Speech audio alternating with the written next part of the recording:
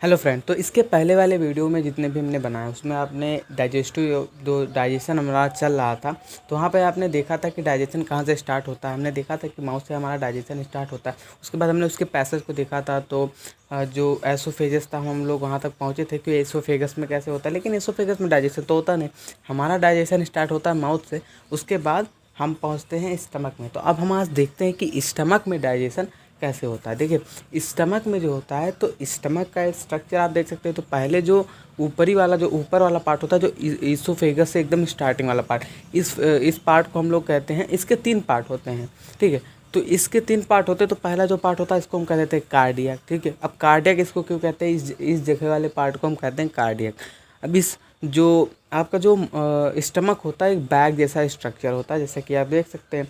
ठीक है, ये डायफ्राग्म के एकदम नीचे प्रेजेंट होता है, और जब इसमें फूड आता है तो ये एक्सपैंड हो जाता है। पहले तो ये कॉन्ट्रैक्ट रहता है, उसके बाद जैसे इसमें फूड आता है तब ये एक्सपैंड हो जाता है। ठीक है, तो मतलब ऐसे मतलब बढ़ता है। ठीक है, कॉन्ट्रैक्ट और रिलैक्स हो जाता है। इसके बाद कैपेबिलिटी होती है, जितना ज़्यादा इसके अंदर फूड जाता है उतना ये एक्सपैंड हो जाता है। इसकी वजह से आपका जैसे आपको लगता है कि हमने यहाँ खाया तो पेट हमारा थोड़ा सा फूला लगता है। ऐसे इसीलिए होता है क्योंकि जब आप उसमें फूड को डालते हैं तभी एक्सपैंड होता है, पहले तो एक कॉन्ट्रैक्ट रहता है। तो जो ऊपर वाला पार्ट होता है इसको हम कहते हैं कार्डियक। अब इसको कार्डियक क्यों कहते हैं, क्योंकि जो ये इसका जो ये वाला पार्ट होता है, इसके जस्ट पीछे आपका हार्ट होता है।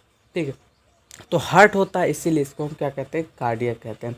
अब कार्डियक हार्ट के लिए ही यूज करते हैं, तो इसके लिए इसको हम कार्डियक कह देते हैं। उसके बाद ये जो इधर वाला पार्ट होता है, ठीक है, ये जो आप देख रहे हैं इसको हम कहते हैं फंडस। ठीक है, ये फंडस होता है, इसका ये पार्ट, यहाँ पर गैस वैस मौजूद होती है।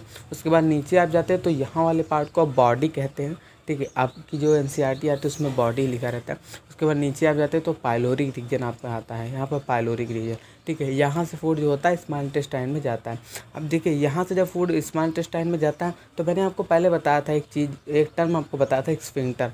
ठीक है, स्फिंक्टर क्या काम करता है कि अगर कोई फूड कहीं पर जा रहा है तो कोई दरवाज़ा चाहिए कि नहीं। जैसे मतलब हम चाहते हैं कि ईसोफेगस से अगर कोई खाना आ रहा है तो अगर स्टमक में जाए तो स्टमक से फिर से बैक ना हो जाए, पीछे फिर से ना चला जाए ईसोफेगस में। तो उसके लिए ईसोफेगस के एंड पर एक दरवाज़ा लगा होता है, कह सकते हैं। ठीक है, एक कॉन्ट्रैक्ट जैसा लगा होता है दरवाज़ा। ठीक है, वो मतलब दबा देता है, जैसे फूड एंटर हो जाता है स्टमक में, उसके बाद वो दब जाता है, उसको हम स्फिंक्टर कहते हैं। ठीक है, वो दरवाजे जैसा काम करता है। जब फूड अंदर आ जाता है उस स्टमक में, उसके बाद वो बंद हो जाता है। उसी के बाद अब आके आप देखते हैं, तब हो सकता है कि अभी फूड डाइजेस्ट नहीं हो पाया हो, स्मॉल इंटेस्टाइन में फिर ना जाए तब तक के लिए। तो स्मॉल इंटेस्टाइन के पहले ही मतलब जो आपका स्टमक होता है उसके जो लास्ट वाला पार्ट होता है, ठीक है, एंड का पार्ट, वहाँ पर भी स्फिंक्टर लगा होता है। तो स्फिंक्टर का काम ही होता है कि वहाँ पर दरवाजे की तरह काम करे कि जब फूड इसमें से डाइजेस्ट हो जाए तो इस पे जाए,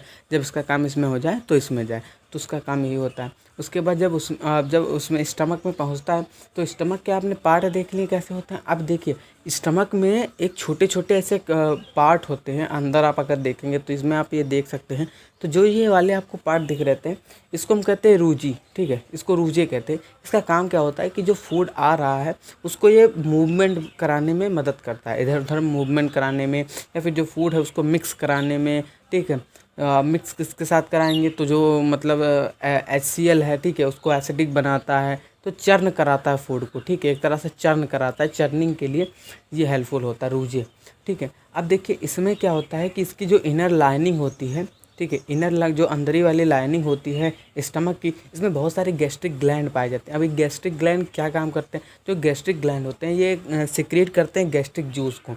अभी गैस्ट्रिक जूस में बहुत कुछ होता है, जैसे कि HCl हो जाता है, ठीक है, पेप्सिन हो जाता है, ठीक है, रेनिन हो जाता है। और एक आप ये सोचिए पहले कि हमारे अंदर, अभी मैंने आपको बताया कि HCl होता है, HCl का मतलब हाइड्रोक्लोरिक एसिड। और एसिड आपको पता है कि अगर आपके हाथ में अगर हम एसिड ऐसे डाल दें तो आपका हाथ तुरंत जल जाएगा। तो हमारे पेट में कैसे एसिड रह जाता है, तो उसी के लिए हमारे पेट में एसिड इसलिए रह जाता है क्योंकि वहाँ पर एक मकस की लेयर पाई जाती है। मकस क्या काम करता है, मकस है क्या, आपको पहले ही बताया था।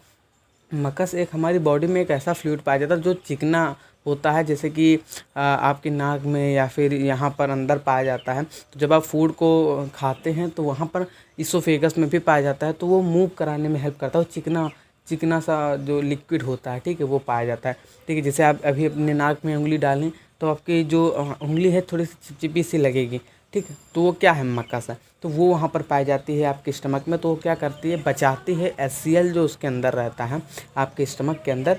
तो वो क्या, जो HCl है वो आपके जो मसल्स हैं स्टमक के, उसको डैमेज ना कर दे, तो इसी के लिए वो पाई जाती है। इनर कोटेड लेयर की तरह होती है, ठीक है। वो कवर करके रखती है अंदर से स्टमक को, जिससे जो एसिड उसके अंदर भरा है वो मतलब स्टमक के मसल को या स्टमक को थोड़ा डैमेज ना कर पाए। अगर डैमेज कर दिया तो अल्सर आपको हो सकते हैं, ठीक है, अल्सर आपको हो सकते हैं।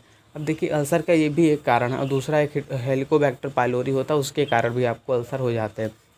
अब इसमें देखिए गैस्ट्रिक जूस में बहुत कुछ निकला, जैसे HCl निकला, रेनिन निकला, पेप्सिन निकला। तो ये जो एंजाइम्स होते हैं, जैसे कि रेनिन निकल गया, पेप्सिन निकल गया। अब एंजाइम्स क्या क्या होते हैं, एंजाइम्स ऐसी चीज़ें होती हैं जो बायोकैटलिस्ट, मतलब एज अ बायोकैटलिस्ट का क्या मतलब है, जैसे कि जो रिएक्शन को बढ़ाते हैं।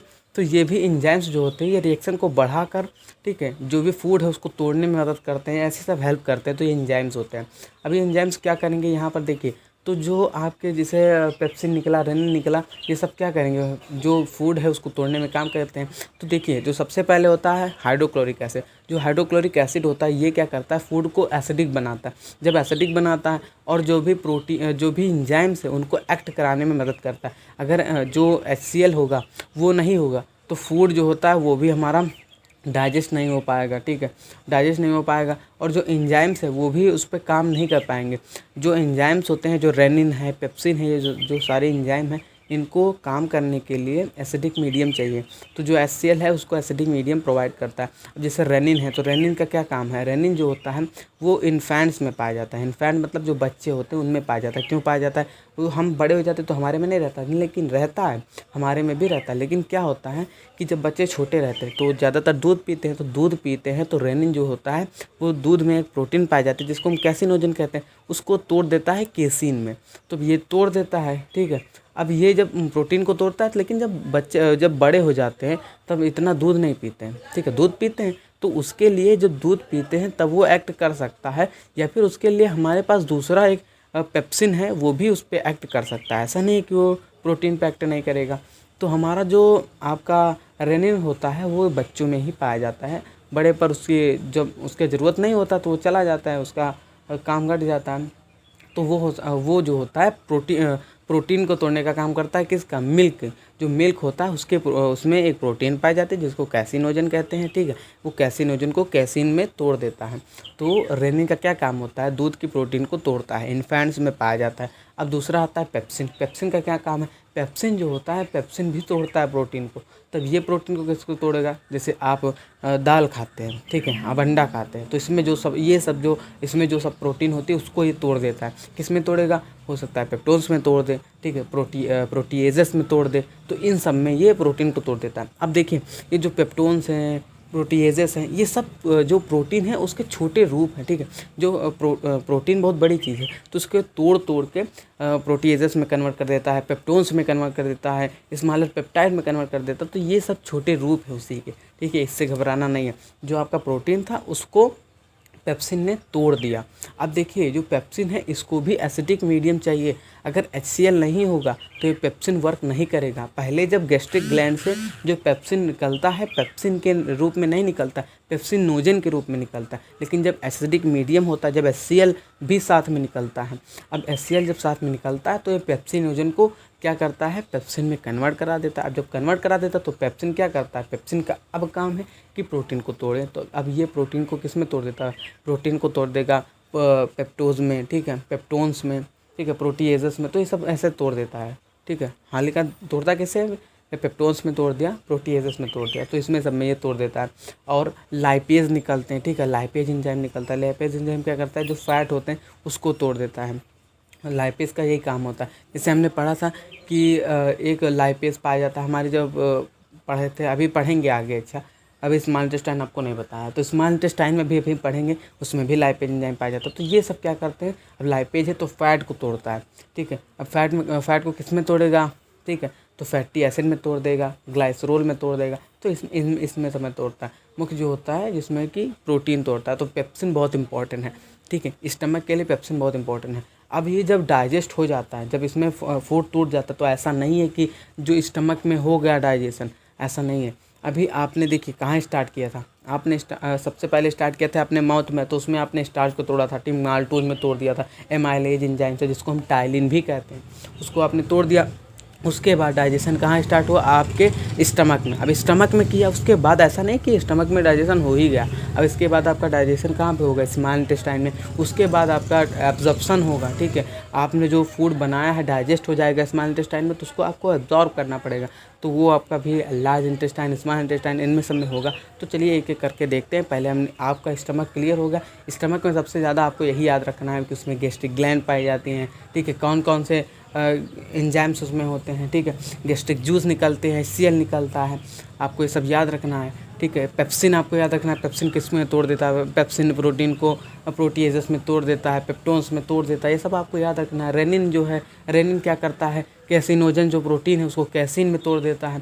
तो ये सब जो इंपॉर्टेंट चीज़ें आपको याद रखनी है स्टमक में, इससे ज़्यादा आपसे कोई नहीं पूछेगा।